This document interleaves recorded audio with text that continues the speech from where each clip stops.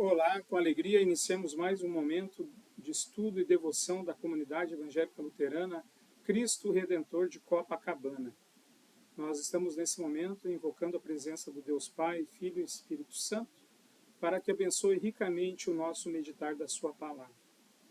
Atrás de mim, acima de mim, há um quadro. E esse quadro são flores pintadas por uma artista lá do Paraná, a Grazi, congregada da nossa igreja lá em Bituva, no Paraná. Esse quadro me fez lembrar de um texto bíblico muito interessante.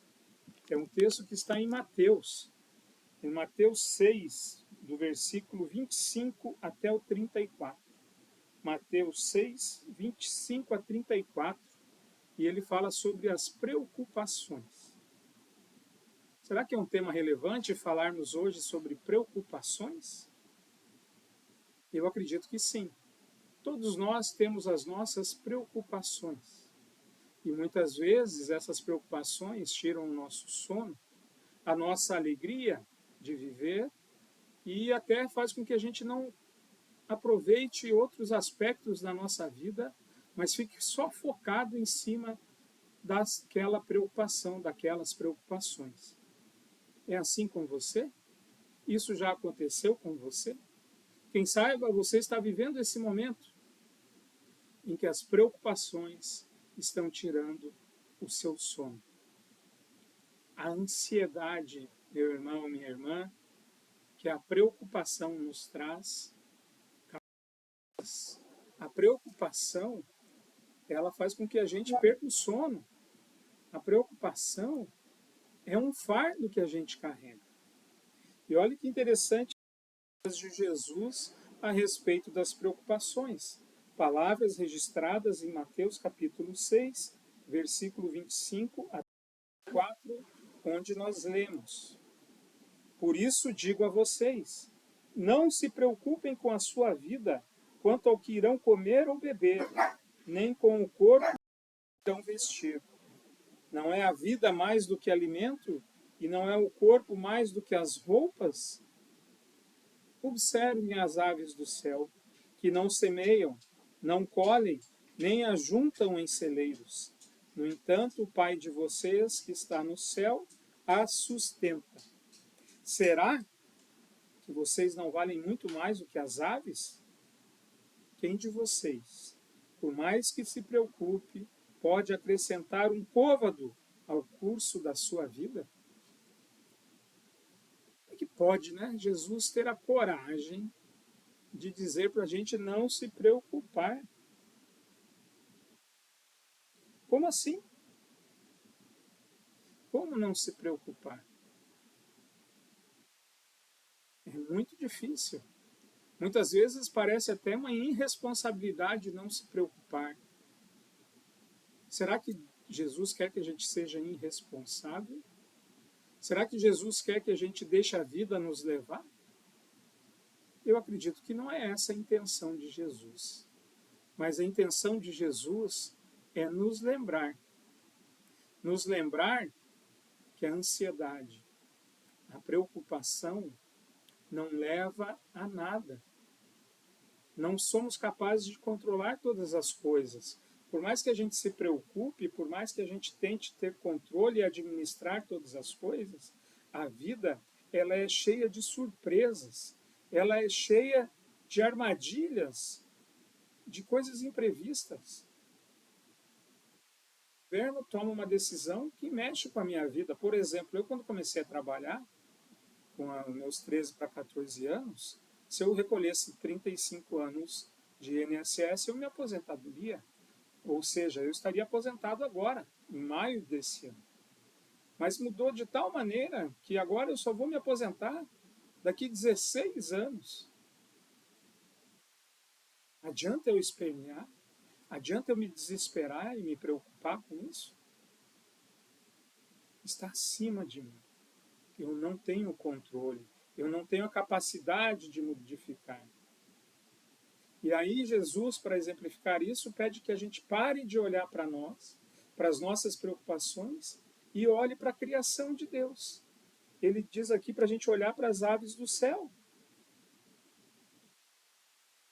e elas têm o suficiente para viver. Às vezes a gente quer ter mais do que o suficiente. Tem um provérbio que diz que os filhos da cobiça se chamam me dá, me dá. Muitas vezes a preocupação vem exatamente desse aspecto, da gente querer cada vez mais, cada vez mais. E Jesus quer que a gente aprenda uma grande lição, que Ele está no controle da história, que Ele está no controle da nossa vida, que confiemos nele, que assim como Ele cuida das aves do céu, Ele cuida muito mais das nossas necessidades. Ele ama muito mais. Inclusive, Ele coloca que nós somos muito mais importantes do que as aves do céu. E Ele continua. E por que se preocupam com o que se vão vestir? Ele pergunta no versículo 28. Observem como crescem os lírios do campo. Eles não trabalham, nem fiam. Eu, porém, afirmo a vocês que nem Salomão, em toda a sua glória, se vestiu como qualquer deles. Ora, se Deus veste assim a erva do campo, que hoje existe e amanhã é lançada no forno, não fará muito mais por vocês? Homens de pequena fé. Aí está a moléstia que Jesus quer atacar nesse texto. Apontar para a nossa pequena fé. Nós não confiamos, nós queremos controlar, nós queremos ter o domínio sobre a nossa existência. E Jesus está dizendo, isso não é possível. Você não tem essa capacidade. Isso não está em você. Por isso, confie. Ele continua, portanto, não se preocupem dizendo que comeremos, que beberemos, ou com o que nos vestiremos, ou com qualquer outra coisa. Porque os gentios é que se preocupam com todas essas coisas. Olha que interessante, o nosso comportamento está mais próximo do comportamento dos seguidores de Jesus ou dos não cristãos. Jesus está afirmando, palavras dele, que esse comportamento de se preocupar, de querer ter o controle sobre a sua existência, é um comportamento muito mais dos não crentes do que dos crentes. O Pai de vocês que está no céu sabe que vocês precisam de todas elas, mas busquem em primeiro lugar o reino de Deus e a sua justiça, e todas essas coisas lhes serão acrescentadas. Portanto, não se preocupem com o dia de amanhã, pois o amanhã trará os seus cuidados. Basta ao dia o seu próprio mal. Vivamos um dia de cada vez. Na oração do Pai Nosso, nós pedimos o pão nosso de cada dia nos dá hoje. Veja como Jesus está nos ensinando a nos preocupar com o presente. Muitas vezes o nosso olho está lá no saudosismo de antigamente, no ontem, no meu tempo, na minha juventude. Ou ele está lá na frente, como será o amanhã?